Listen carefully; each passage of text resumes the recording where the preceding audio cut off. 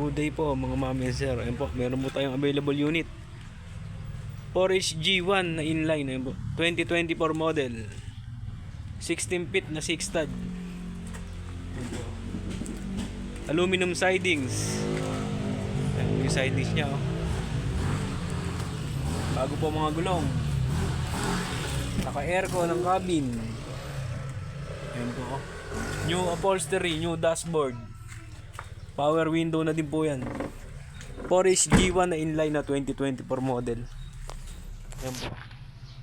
Wala po siyang truck ban. Stainless bumper. 4H G1 inline. 16 feet na 6 stud. 2024 model. Naghahanap po ng 16 feet dyan, no?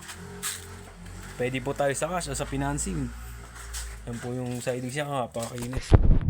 Bago po lahat ng gulong. Ayun po. 4H G1 na inline. Ayun po ilalim niya. Oh. Ito yung chassis niya. Pati po sa likod, bago mga gulong. Hanggang sa reserva po, bago.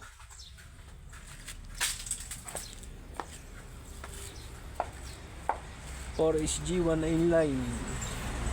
2024 model. Ayan po ang likod niya. Stainless din po ang bumper niya sa likod. Marami din po tayong available dito sa mga naghahanap po ng FB type. Ayan po. Meron po tayong FB type. 4H F1 po yan. Yung dalawa na yan. 4H F1. Isang 2016 tsaka isang 2009. Parehas po silang 10 feet na single tire. Ayan po.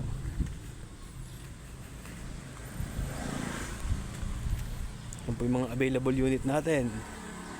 Ito naman po, 4H F1 na 14 feet 2015 model. Yan po yung loob niya.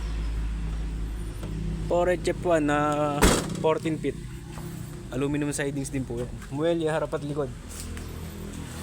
2015 model. Ayan po yung ano niya, yung mukha niya.